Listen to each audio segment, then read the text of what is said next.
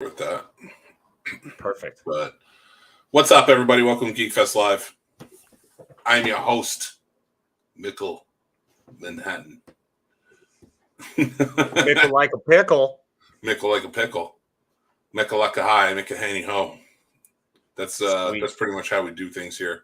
Thanks, Johnny. So we're going to talk about a bunch of stuff tonight.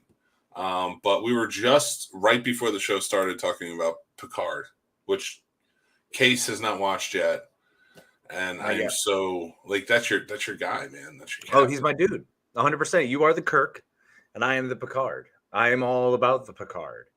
And one of the points we brought up was last season. It was a show that, as good as it was, and as much as I enjoyed it, the first couple episodes were tough to get into. There was something about that aged character, something about all the characters being aged, something about the story. They were throwing a lot of world building at you. They were throwing all the information at you and trying to get you to catch up as quick as possible. Mm-hmm. And if I had waited for 2, maybe 3 episodes to air and then played it where I got to caught up to them, concurrently, then I would have actually been able to, learn, not concurrently. That would have been watching them all at the same time, but one after another, it would have made a lot more sense, spending 3 hours to absorb it all than trying to sit and do what I did week to week, which I just couldn't get into. It was more difficult to keep up with the show. So this season, I figured I'd do that. And yet you have told me otherwise. I'm really into it. I had the same problems last season that you did. By the way, it's a new shirt. You can get it on thescenesnobsmerch.com. Links on thescenesnobs.com. So you, FYI, anybody's watching, this is an open forum show, so please feel free to comment along with us, talk about if you have topic ideas, things like that. We'll jump in and we'll discuss it. So before we get started, like kind of going on that, like for me, the first season of Picard, the only good things about it were seeing a lot of the old cast show up.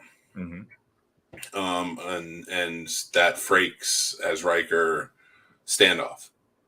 It's amazing. It was wonderful. Yeah, but it wasn't worth everything else we got that season. I'm going to say there were a few other parts that I really liked. I personally enjoyed the Borg a lot. I love the way they use them. I like the Jonathan Del Arco story, Hugh. Mm-hmm. He was always my favorite in Next Gen. That was such an awesome story between him and Geordi. The idea of this Borg being removed from the collective. But I didn't like where they went with it. Fair. I mean, at the end, they all. I don't want to give that spoiler away. We don't have to worry about it anymore. No, right? Radar, what's going on, man? Thanks for joining in. Appreciate you. So we're talking Picard. Well, Casey's finishing up Discovery. I started Picard. And I got to tell you, I like where everything started. The first episode was very much set up. And now it seems like they're into the story. Cool. It's a go. Like they're ready to rock. So I like that about it. We can see a lot more people show up. Some people, Paul, what's going on, man? Thanks for joining in, brother. One thing I really enjoyed was that, and not to give anything away, and I'm not gonna. But Cisco, Galdecott, and a bunch of others were mentioned.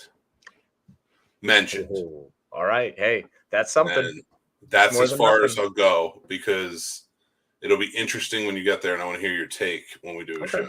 I'm curious. Radar says, haven't really been into any Trek since TNG.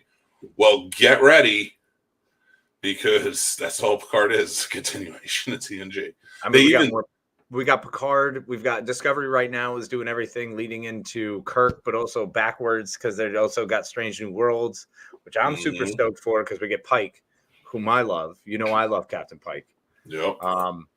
What's up, Ron? What's up, Ron? How you doing, buddy? So TNG is definitely my tent pole. That's the A number one for me.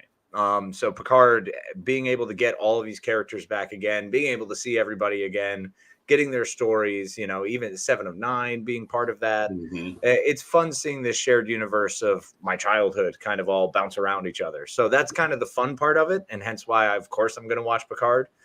I just, once again, last season was slow. It took a while to get there. And Discovery did the same thing, ending season 2. I was like, I'm not excited about season 3. Now, of course, season 3 blows my mind. It's one of the best seasons I've seen. And this season has only been better because it's real Trek, Nice. As people want to call it. But the Trek I wanted, I'm getting. So I love it. But see, that's the big thing for me with Picard, because, again, I have to go back and watch season 3 and catch up on season 4 of Discovery just based on your recommendation. But I did give up after season 2 because season 1 and season 2 of Discovery just let me down big time. So I understand that. I completely understand not liking the direction they went. They basically juked and jived through every major plot thing they could, all the way to time travel, and in 2 seasons. So, well, my big thing with Picard, the first season of Picard, I didn't even know if I was going to come back to do the second season, but I did. I stuck around. I wanted to do it. So, and I'm glad I did, because that first episode, like I said, it just establishes where everybody's at now. Yeah. And they do it in a beautiful way. They have a lot of send-ups. It's really beautiful and wonderful, like all the connections and where everybody's at. And then by the end of the episode, you're completely thrown. You see Q, you're completely thrown through like a window, and you're just kind of like lost once you're there, because you're like, where am I? Do I have a concussion? I have to figure this out. Am I trapped in a city somewhere? Do I have to cover my ears with a wool cap? Like, how's this working?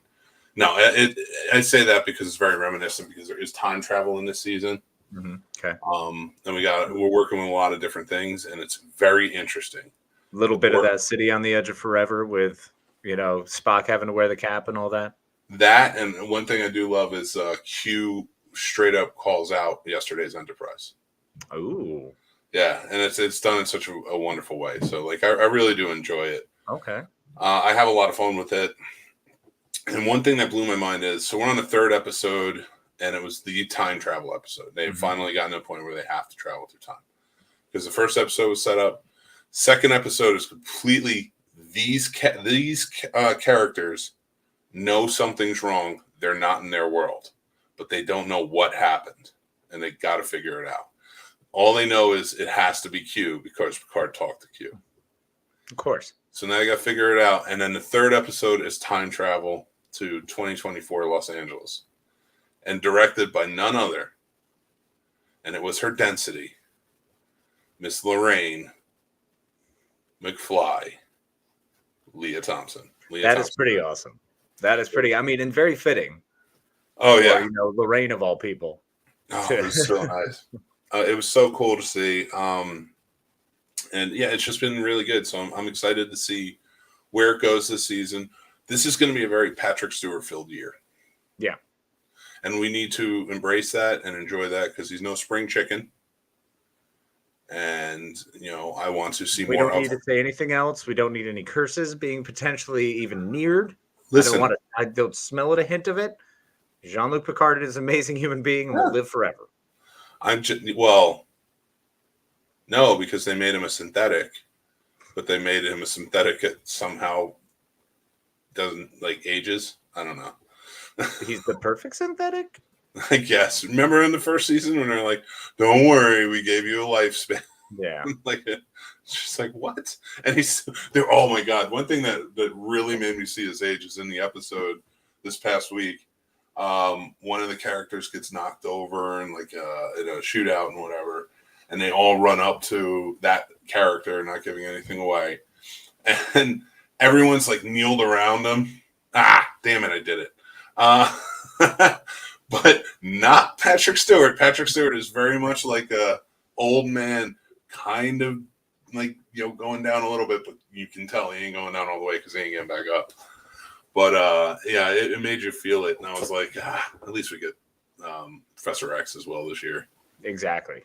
Super excited for that too. How weird is that? He's revisiting 2 of his major characters. Nothing weird about that. I think it's wonderful. I hope I'm successful enough to be in my golden years to be able to visit back upon all of my great characters. So, it's going to be a quick one. Yeah. Radar wants to meet Stewart, just to ask him to recite his bullet lines from American Dad. Yeah, that would be awesome. Stewart, I have a question for you. I always forget that, he was a main character on that show. Yep. You know, and it's weird because it's like it's Patrick Stewart. You never think like A, he's going to do animation, and B, do that type of Seth MacFarlane animation. And he's all in, man. He loved it. It's pretty awesome. Like if you tell me Adam West, yeah, I believe that. Well, yeah, I mean, you could probably just pay that guy. It wouldn't matter. The many nights Leah Thompson kept me warm. Let's guess the movie, Leah Thompson movie that kept Ron Lippert warm at night. Same one that kept me warm, baby. It was Howard the Duck. Oh, yeah, I guess so, right? I was going to say Some Kind of Wonderful. Fair. You know what? Totally valid. I understand that. I went to the Enchantment Under the Covers dance frequently, thinking about her. She was a wonderful lass.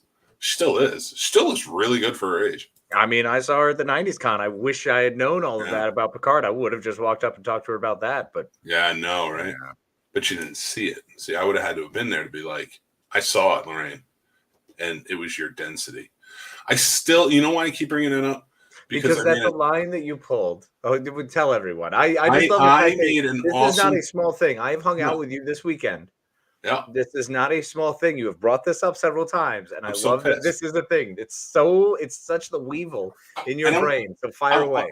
I want everybody watching to be the judge. So I had a, and I'll pull it up right now because I have it right here.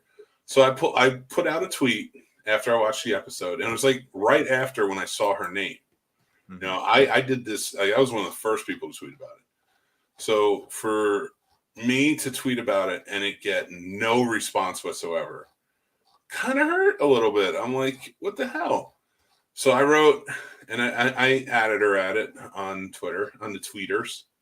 What is March 17th was Thursday, right? That was your birthday. Yep, that was. Yeah. And for anybody who's there, March 13th was mine. God. No. Let me see where we got. Okay. Oh, here we go.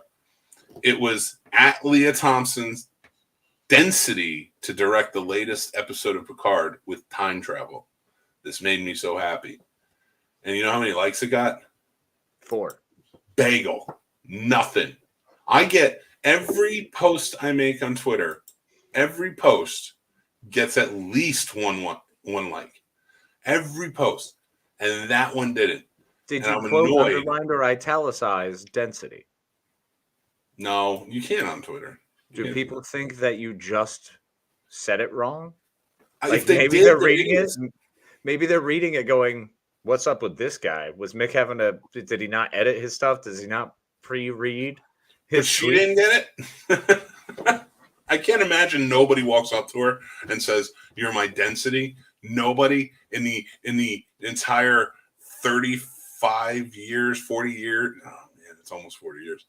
So in that amount of time, you're saying that something she's got to hear at least every other day. That wouldn't just be annoying after a while. But I played it into Picard and her directing. I don't care. Screw you guys. I'm going. AJ, what's going on? What's up, AJ? Man? Thanks for joining in. Casual Sex is a good one. That's a good Leah Thompson. Yeah, great one. Ron, how'd you not pick Casual Sex over? No, you All said the Right Moves was cool, but she was like in high school. But she wasn't really. See, I'm the odd duck. I'm all about Red Dawn.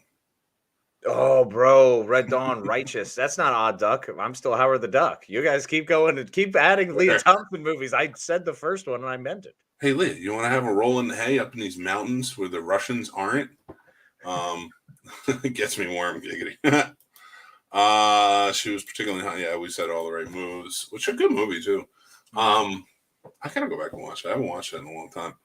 So I don't know if we're missing anything. There have been so many versions of that movie that have been done since the high school guy trying to get out. I mean, it was a very well done movie. I'm not saying taking anything or detracting from it. There's just a lot of new stuff that's out there that's pretty damn good. Yeah, but I liked what they did with it. I enjoyed it. And I like Craig T. Nelson in it. He was good as a coach. Well, I mean, he was great as coach. It's what gave him coach. No, not that coach. The other coach. Good call on Red Dawn. Yeah, I mean, if you're not doing dirty, then you're not doing anything. True. Hey, baby, you want to go down to the drive-in where our parents are all fenced in and make out? Let's do it. This is how our lives are now. Was she sisters with Jennifer Grey? Yeah, they were sisters. All right, yeah. And they were that guy's granddaughters that they went to go see. Thank you. Yeah. So, all right. What we got to talk about tonight? Oh, I want to talk about some of the upcoming Marvel movies that they're talking about. Nothing etched in stone, but some things are more likely and kind of announced. Mm-hmm. So I'm going to run down the list. I want you to tell me what you're excited for. Groovy. Captain America 4. Who's playing what? Well, Sam Wilson. Oh, then I'm stoked. Werewolf by Night, which is supposedly coming out later this year. I mean, I'm always excited for a good werewolf movie. I just watched The Cursed, so I'm in. And everybody's keep that in your mind because we're going to come back to that because there's an interesting fact that's going to happen. The 10 Rings, after Destin, Daniel Cretton's Shang-Chi and the Legend of the 10 Rings gave Hollywood the confidence to run theatrically exclusive movies again. Marvel Studios backed up the Brinks trunks for the young director within this multi-year contract Shang-Chi sequel, as well as the Disney Plus spin-off series focused on Menger Zhang's Xialing and the 10 Rings. Well, I guess they're going to do something different. That'd be interesting. Yeah, that's cool. Wakanda, which is the TV show. I've been excited for that. I've been excited for anything Wakanda and Shang-Chi. I really like Shang-Chi. I like the Hong Kong, the Kung Fu aspect of it. I love Kung Fu flicks. So having a cool Marvel Kung Fu superhero, it's about time. I loved it.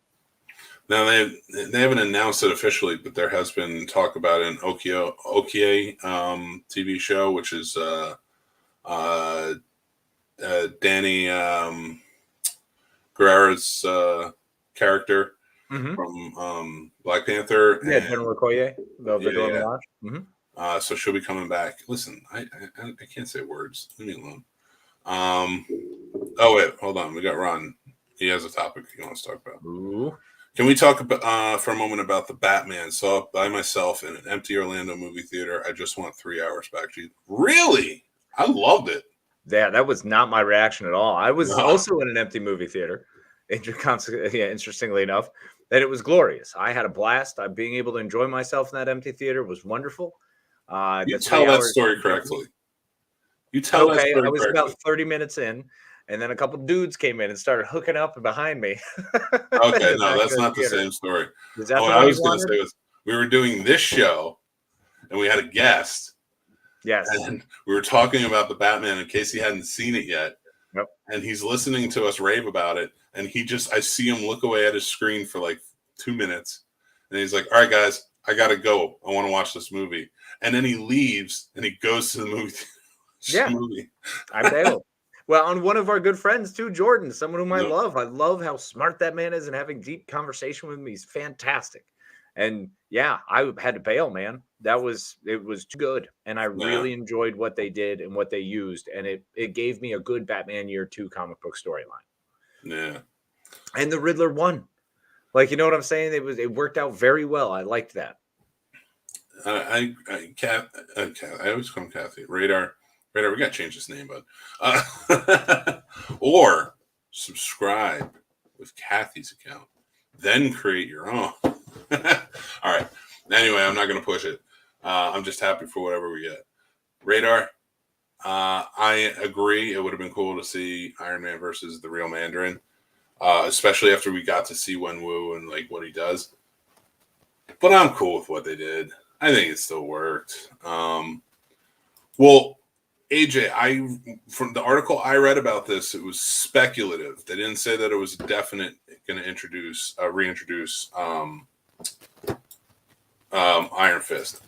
So I'm not quite sure if that's the case. Have you read something different? As long as they're not making him a fucking allegory for impotency, I'd be really happy to see that show again. I don't mind. Here's the thing. I don't mind the impotency angle, but not in like the first season. Like every fucking time? Why did they use it constantly? Actionless. Did you miss the part where he beat the crap out of the entire city of Gotham? Barehanded? Not barehanded, he had gloves on, but he had like work gloves that you buy for like $17.99 at Lowe's. And the little ridges. It was great. Jessica Henwick was discussing. Okay. All right. Well, I mean, listen, I like the idea and it makes sense, but they're going to need to recast that dude. And but here's the thing: as much as Casey hates it, I think they need to still keep the story, the TV show. I don't think we need to pick and choose. I just think they need to change him around and really do it. Because the actor who played Colleen Wing would be cool to keep too. No, I want to keep her again. I did like Colleen Wing. I liked more what they did in the Defenders, oddly. Yeah. And it seems like going back, a lot of people hated the Defenders more than Iron Fist, even though I don't understand that because Iron Fist sucked. I'm sorry, it was just awful the whole way through. And no, AJ, no. That guy, the fucking Knight of Roses can go. Whoa, well let's think about it though. Was it the actor? No, it was the direction. But the problem is you gave me 2 seasons of that same direction. That's my issue with him. So now the association, it's going to take a lot to try to get through that. Calling Defenders okay was only because I was excited to see Daredevil and Luke Cage shared screen. That was it. That's what I really wanted. Iron Fist, it was supposed to be, it should have fucking been Power Man and Iron Fist sharing the screen, this special moment between them. And it always fell short. And that can't happen in the Heroes for Hire. And I think that is too large of a pool to pull from, that if they're going to stay in that direction for Marvel to do so inadequately at. Come on, guys. Stop pissing off Casey, because then I'll never be able to speak. He's in the rants. No, which is a good thing, actually. But what did you think about him with Luke Cage in Luke Cage Season 2 when he showed up? And they did team up. It wasn't enough. All right. I mean, that's only based on the actor. Because at that point, I was so tainted. Like, you have to understand, I truly love the Iron Fist as a character in the comic books. He was one of my favorites. So what they did to him was it was frustrating and infuriating. And it put a really sour taste in my mouth. Much like the Batman did for Ron. Which I have to say, as far as the darkness goes, bro, I think the darkness was used perfectly by the director and what the whole purpose of Batman using the fear by creating the fear of the darkness. Boring. I don't think it was boring. I think it actually helped lay some fantastic groundwork for what could lead into Michael Keaton's world, 1989 Batman. I didn't see it as actionless. I saw they kept just enough action anytime when they had the supposition going. They were able to plug it perfectly. And depressing. Well, yeah, I mean, Batman's fucking depressing. Like, I don't like DC much because their stories are one fucking dimensional, and you literally dark, boring, actionless, and depressing. 3 out of those 4 words are the Dark Knight comic books. You know, so like I gotta say, I'm not a Batman guy, I guess, as much as I thought I was, because he's dark, he's actionless, and he's depressing. Oh, excuse me. I'm yawning. Sorry. He didn't train. That's why the scenes suck. It's his fault as much as the rest. All right, fair. I think Ron is in love with Batman Forever and was missing the neon. It's true. We all miss that neon absurdity with that 27-year-old, 15-year-old acrobat from the circus. I think it could have worked. I still say Batman Forever had a better chance than Batman and Robin. Shut the fuck up. Robin was a nightmare. He was 42 years old, and he went to live with a man who was also 42 years old. Oh, Chris O'Donnell? Yeah, I think Chris O'Donnell had more chest hair than Val Kilmer at that point. Like, that movie was less Batman and more Odd Couple. They were both grown-ass men living together and just, like, arguing. Oh, you can't borrow my car. Like, seriously. Fine, I'll take you can't take my bike. You can't have my motorbike. He's like, try to stop me, guy. But remember we took the car first? Oh, that's right. Yep. Yeah, it was the Odd Couple is what it was. He was annoyed. And they had a butler in this one. It was stupid. And I love you, Joel Schumacher. Rest in peace. Stupid. The Curious Case of Batman and Robin. No, there was no de-aging or aging. There was just old men. It was Grumpier Old Men 3 is what that movie was. Which is like, kind of funny because, I mean, when you look at it, George Clooney was only, 10 years older than him? Was he? Are you sure about that? Because, like, no, we're taking it to the ages again. Let's take it to the interwebs. We're spending another week talking about this. Chris O'Donnell, which is still up here from last week, was born in 1970. Okay. George Clooney, Georgie boy Clooney was, what is it? 1961. Okay, so he's not, all right, shut up. He's 9 years old. You're right. All right, you're right. Shut up. But it still doesn't matter. That's like Paul, if he's still watching. That's Paul and me living together. We're still grown men. Yeah.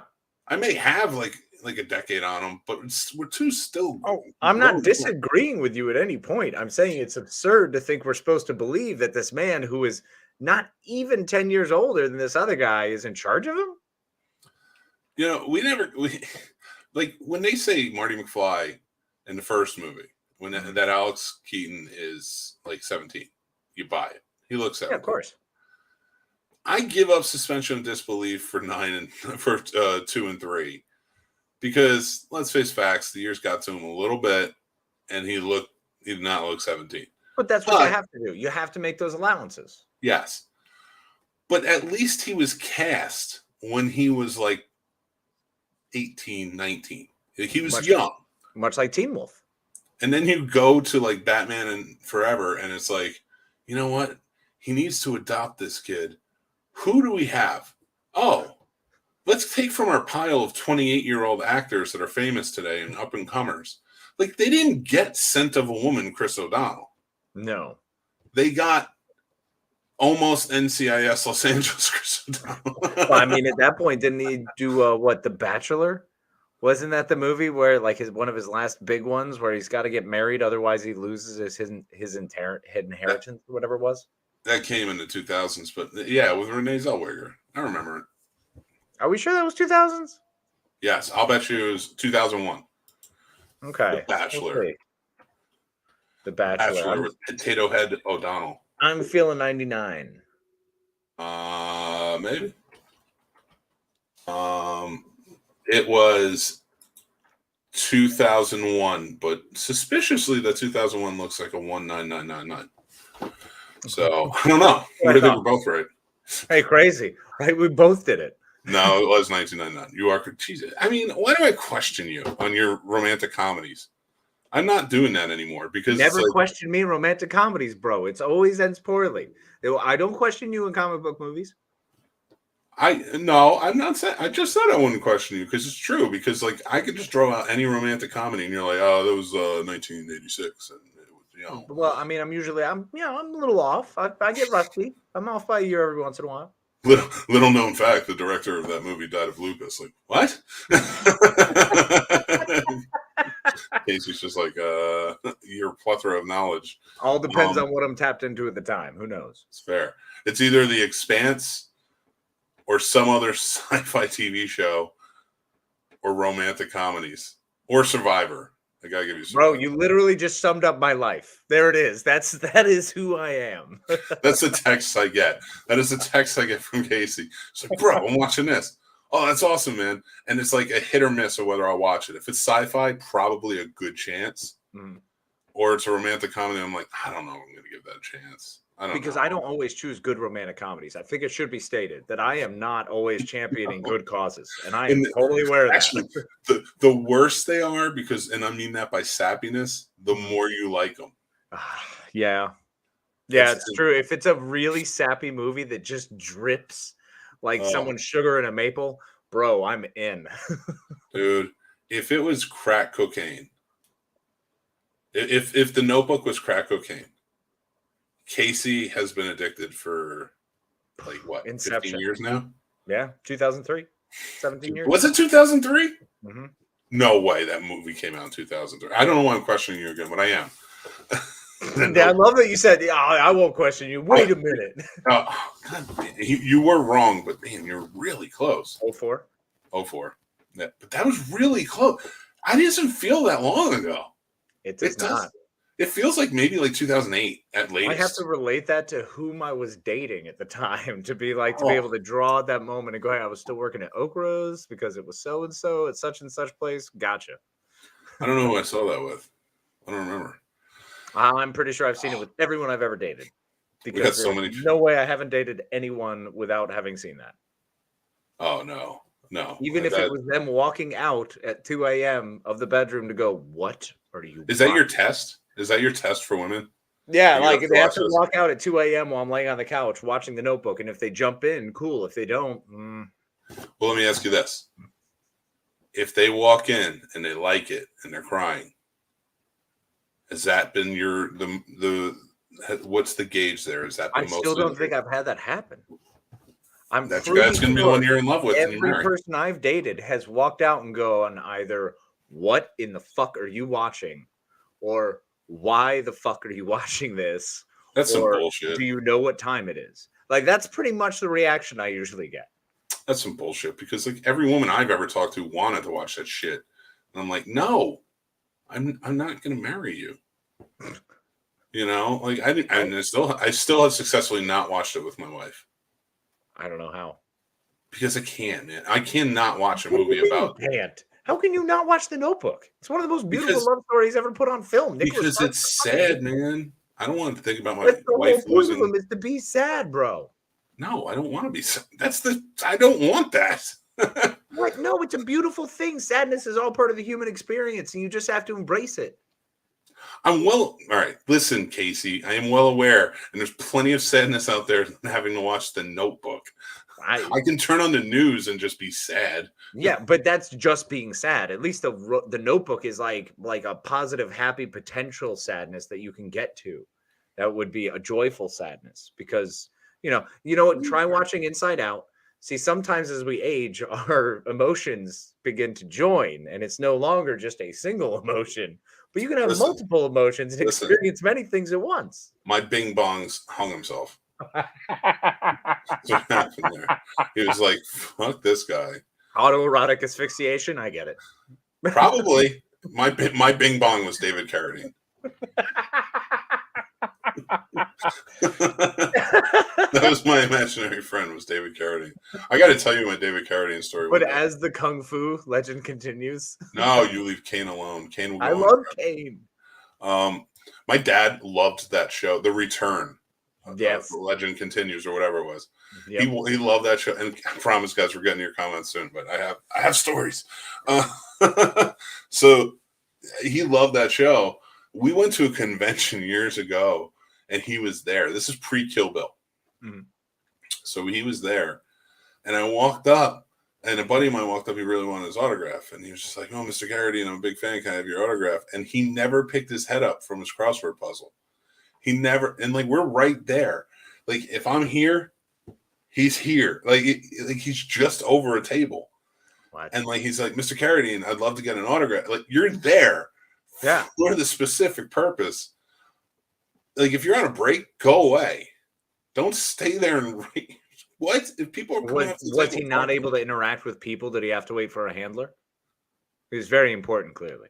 No, I don't give a shit. Michael Jai White was just kind of laughing. He was like standing at the table next to us, and he was just kind of laughing at the fact that he wasn't. And I'm like, are you kidding me? Raise your head, Kung Fu. We need to talk to you.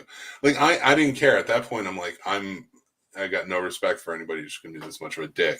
So like, I'm like going at it. Lenny's laughing his ass off, like, you're not getting your shit. And like, I'm like, you can't believe this guy never picked his head up. So the next year he was there again, and our buddy brought a crossword puzzle and threw it at him on the table. It was like, here, keep busy. And he walked away. Holy shit. It was funny. Well, that was probably I don't even want to say that. I'm not even going to finish. No, he died years later. Oh, okay. So it wasn't based on that incident where he was like, oh, what a fraud I've been. No, he didn't die because he thought he was a fraud. That wasn't suicide. That was, I need to get off. And I got a closet and a belt. It was weird. Anyway. I mean, that could have been what it was supposed to be, an officer and a gentleman. Maybe we just didn't get that right. Maybe he just wanted to use his tears as lube. That's a good movie.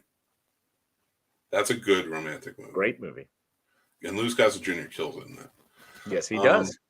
Only two things come from Texas: steers and queers. That look like you have horns, boy. And that is not a nice thing to say. No, anymore. But it's we've learned. We've learned from that time. It's kind of funny how we've grown, and yet those lines that permeated pop culture in a way that existed for so long and now have been removed, and rightfully so. But I feel like they haven't been removed, but they've been readjusted. So yeah, that was something you said when somebody was from Texas to use it as a way to call them gay, which was, of course, back in the day treated as a bad thing, which it isn't. We know. But I think now when people use it, it's just to make fun of Texans. Yeah. For being it is. Oh, 100%. Yeah, everything is bigger in Texas, including their assholes. Yeah. Jesus Christ. True. All right. I didn't say that it wasn't. I've already made fun of David Carradine tonight. I can't keep going. That's not this show. Florida politicians and people saying gay because it's okay to be gay. We could say it all day long. Gay. Fly your colors proudly and be who you are. Live your truth. Oh, I have no problem saying the word gay. What I'm saying is I have a problem when people use it as a slur. I have a problem with people who try to tell other people what to say. Period. Dot. Full stop. Casey, shut up. Stop talking. So you're not allowed to talk. You're not allowed to say those words. I'm kidding. It was for dramatic effect. And poor AJ has put this up. May I talk now? Yes. Well, are you excited for Morbius next week? I am.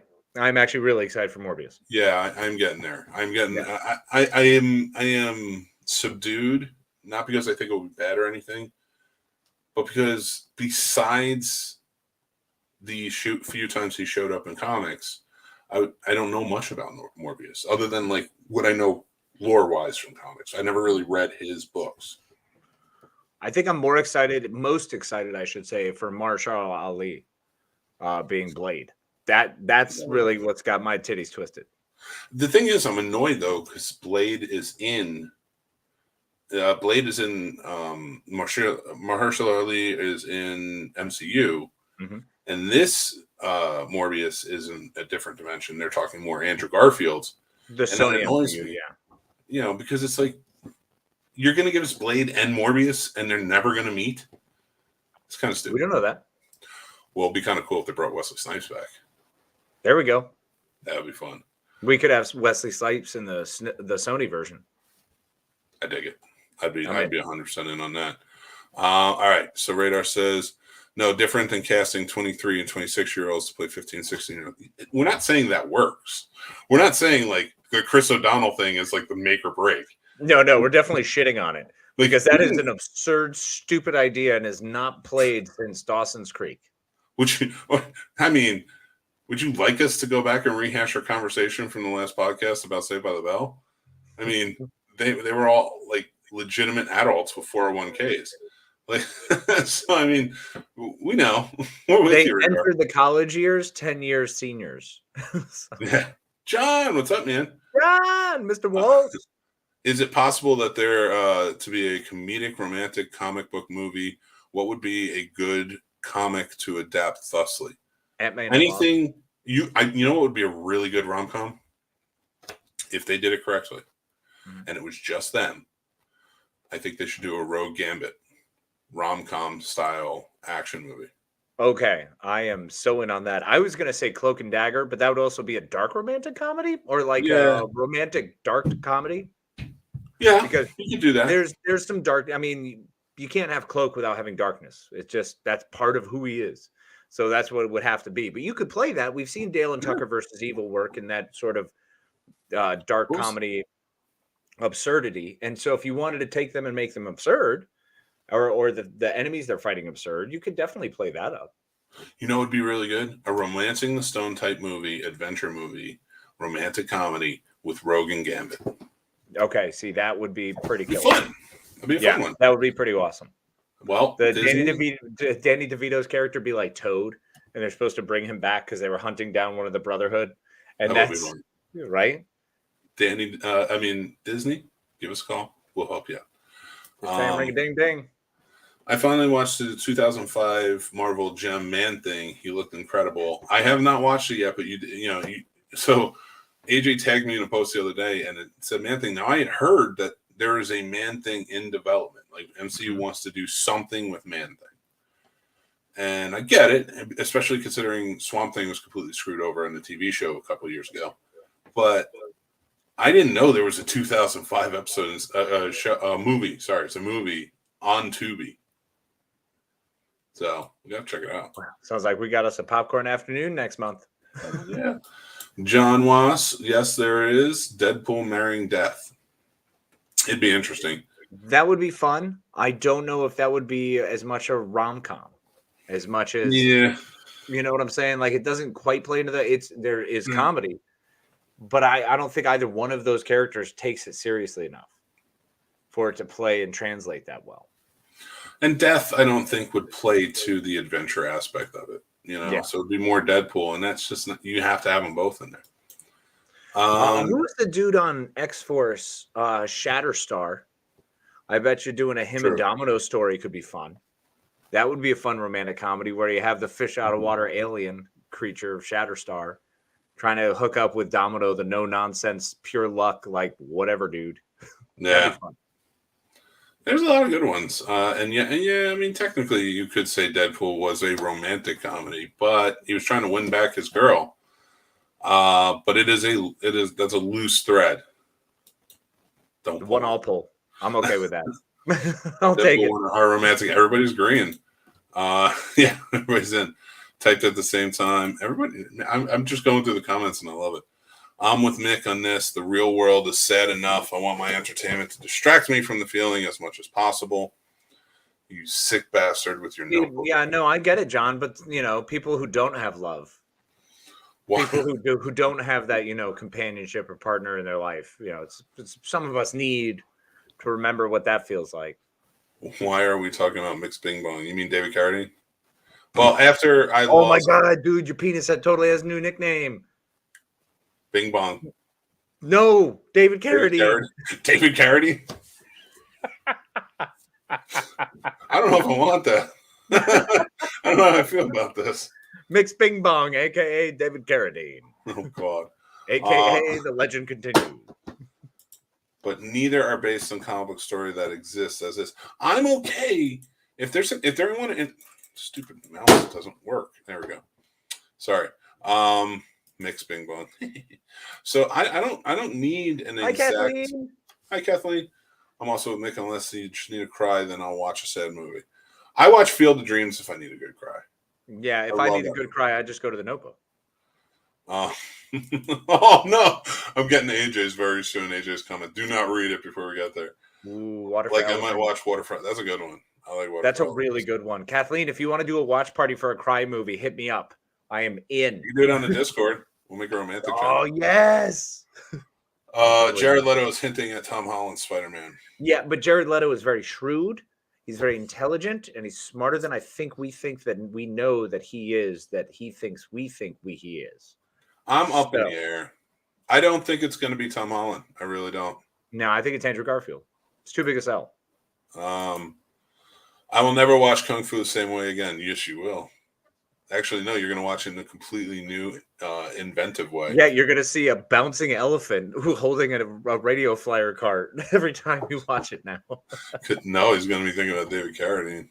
Yeah. Just me hanging around with David Carradine. AJ gets it. That's where it is. Mick is always joking with David Carradine. What Dreams May Come is my go-to if I need to cry at a movie. Holy crap, that movie. Really? Because that's my go-to if I need a laugh for a movie. I think it's beautiful. Well, you're twisted, so it's different. Well, my dick's name is David Carradine. Valid. So, you see where we're going. Mine is In Excess. It's a different thing. But we're like 43 minutes in, and I should probably announce the announcement I was going to make at the beginning. First of all, T-shirts. Hey! Go to the Scene Snobs merch. No, that wasn't the announcement. Next Sunday, there is no Geek Fest Live. None. Because at 2 p.m. is the second annual Snobby Awards. Get excited because we will be hosting the Snobby Awards this Tuesday on the show. We got a pretty jam-packed Tuesday.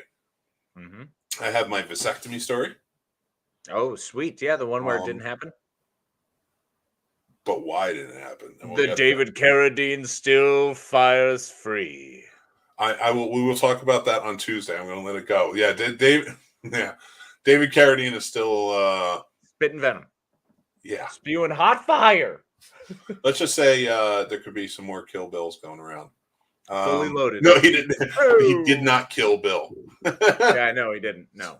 So hey, we'll talk about that. We have the sex we started. So there could be more gunshots in a steeple, is what you're saying. I got like something stuck in my teeth. I ate an orange and I got like one of those like strands or whatever. So anyway, 5 minutes. Have you just been playing with it the whole time too? No, I didn't realize it until just now. So I was like grabbing at my teeth. All right. So then we're going to do the Snobby Award nominations. Mm-hmm.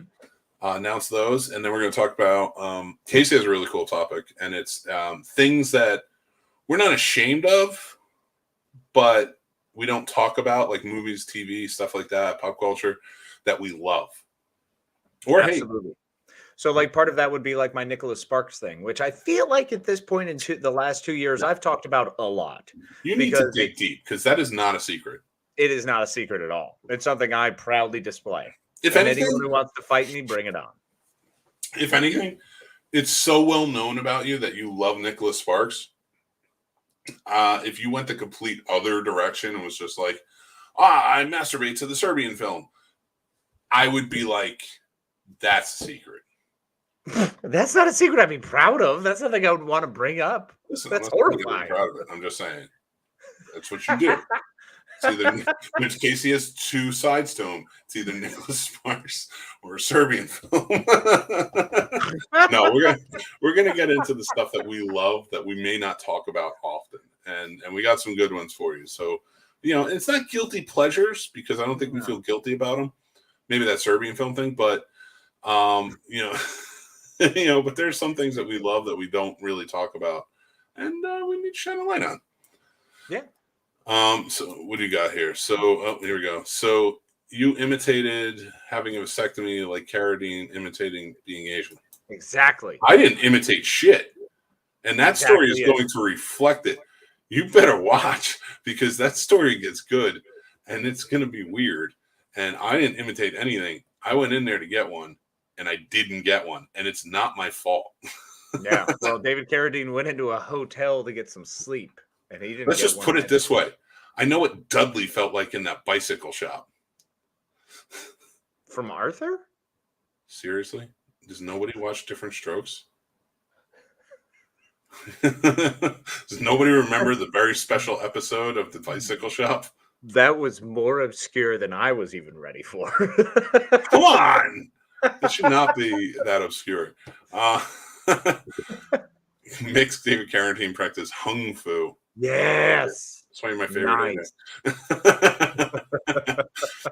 Nice. So, all right. We didn't even talk about any of the other times. Hey, I do want to actually bring up what we did last night.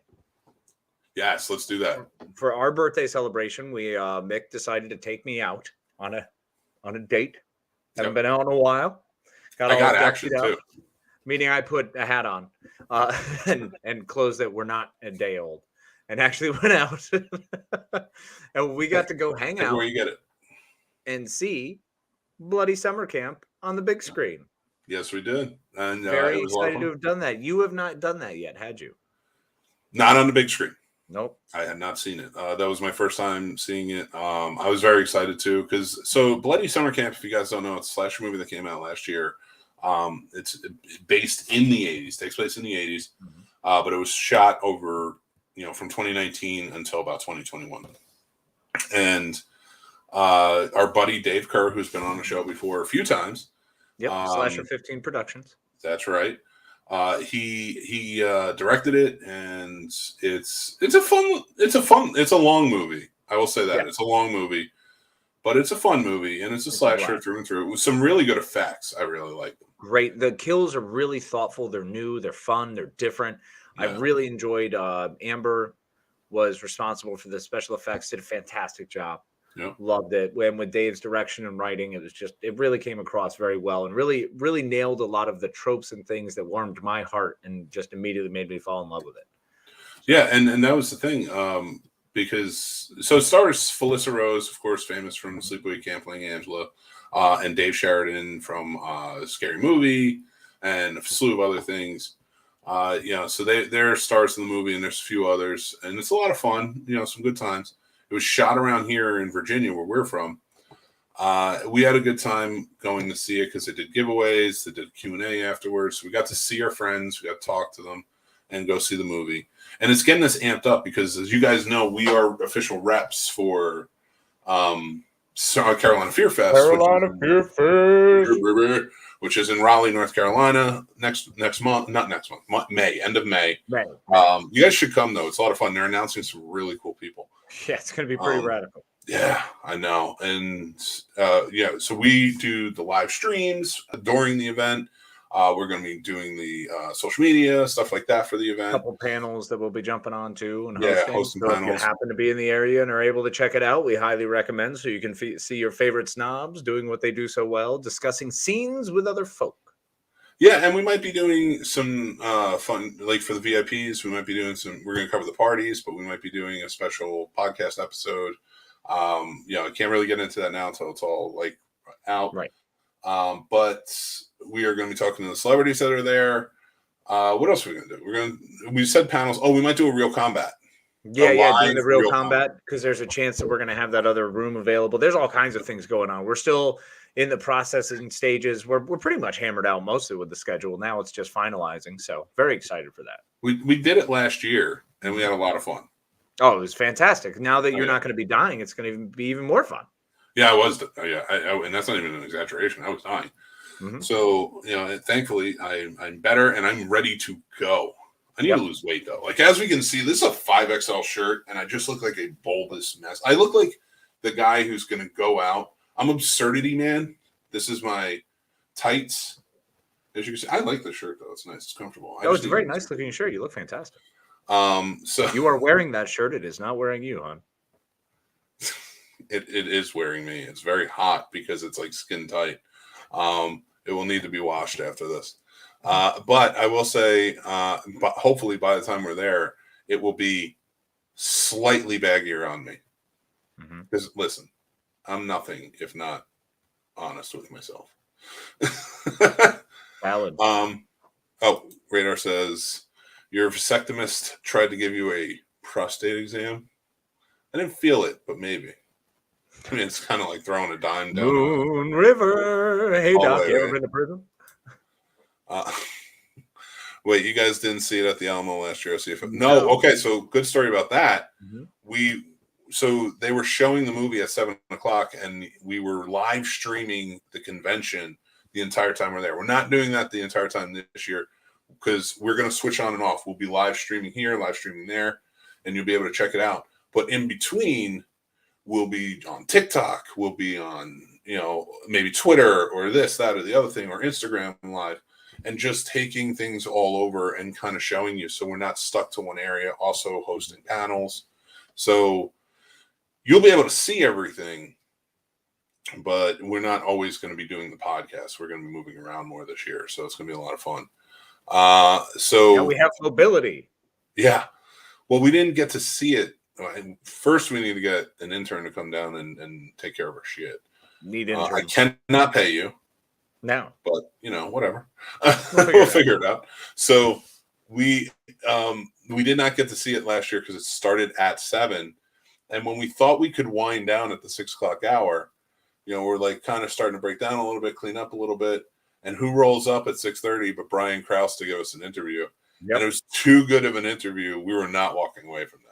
He was amazing, man. And he was such a rad dude. I got to see him again at 90s Con. Unfortunately, I get the chance to actually hang out with him much, just kind of in passing, more or less. Yeah. Wound up really busy. He was busy. I was short visiting too. It was, just a day trip kind of thing. But super excited for Carolina Fear Fest again with a whole bunch of great people to hang out with. A whole bunch of wonderful panels going to be there. Wonderful vendors. I love the vendors. I mean, you and I had a blast doing the vendor trade last year. We had another great time with the $20 challenge.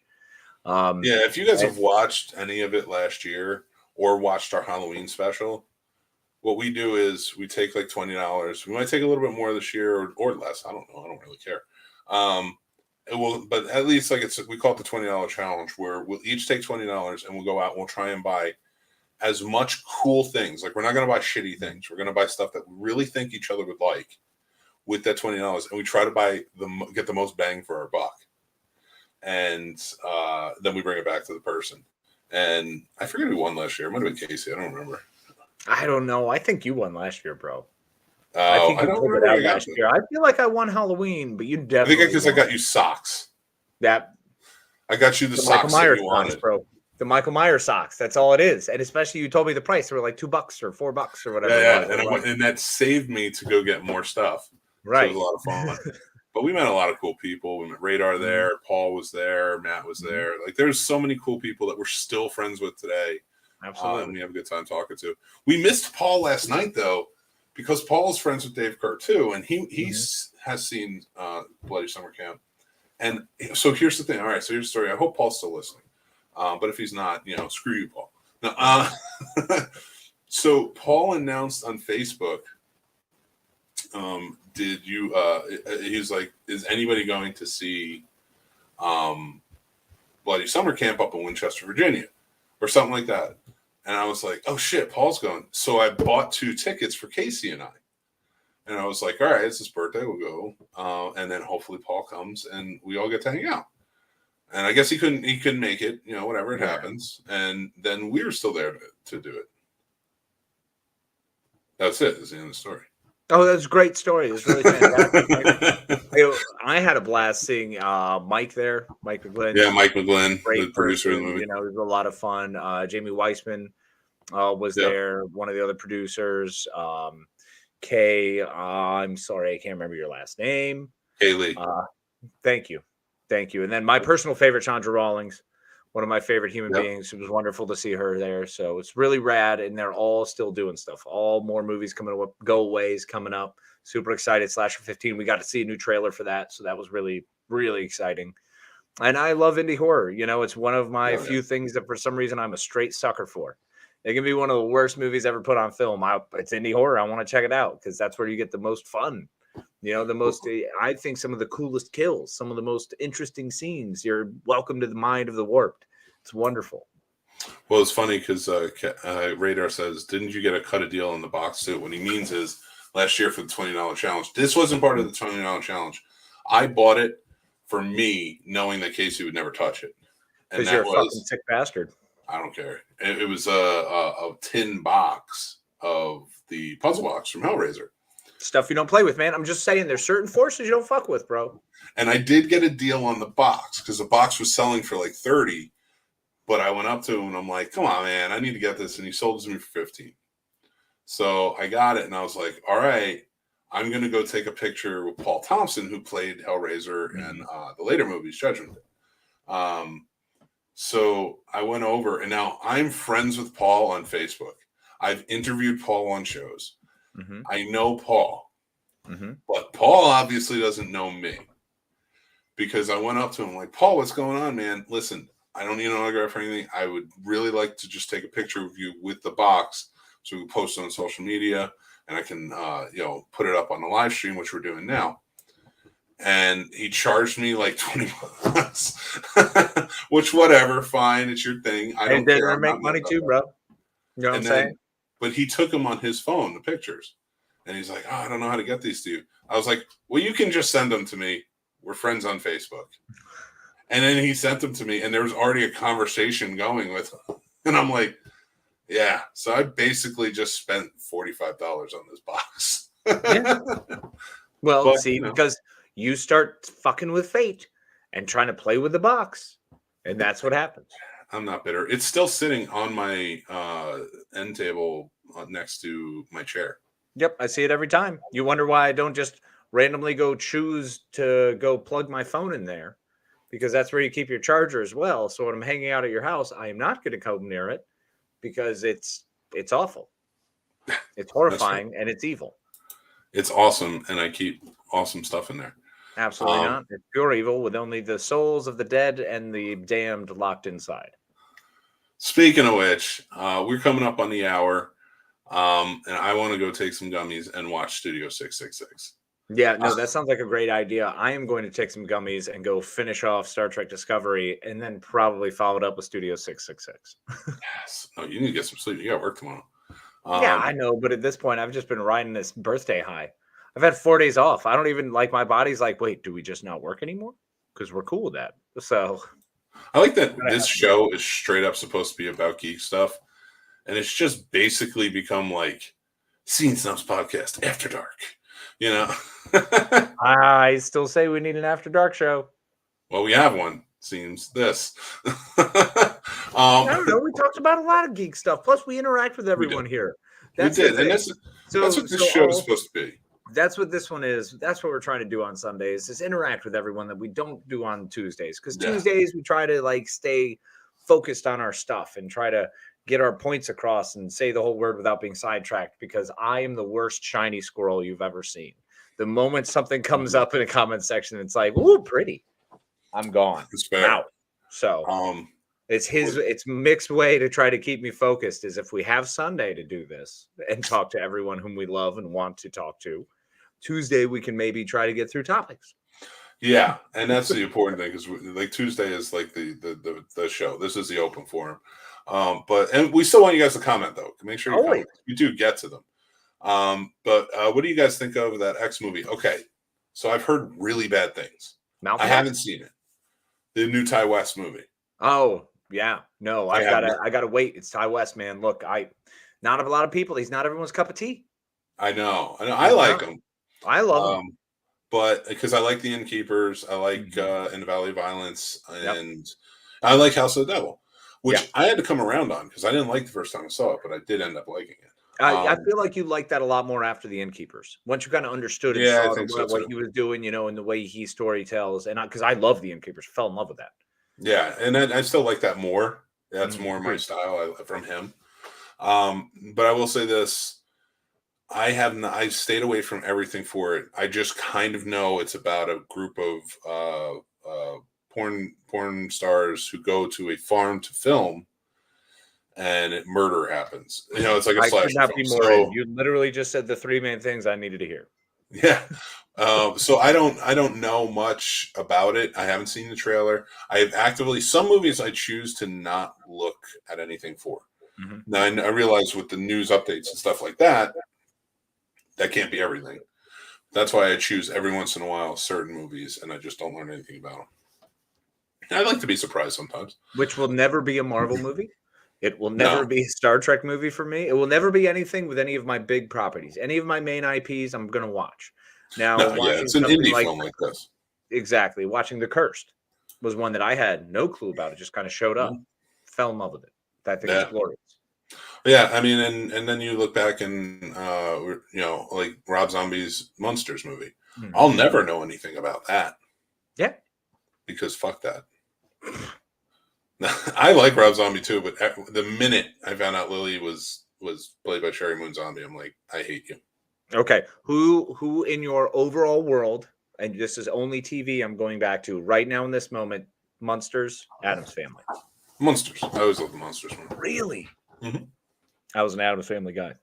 Addams Family was great. I loved Addams Family, but Monsters was always my jam.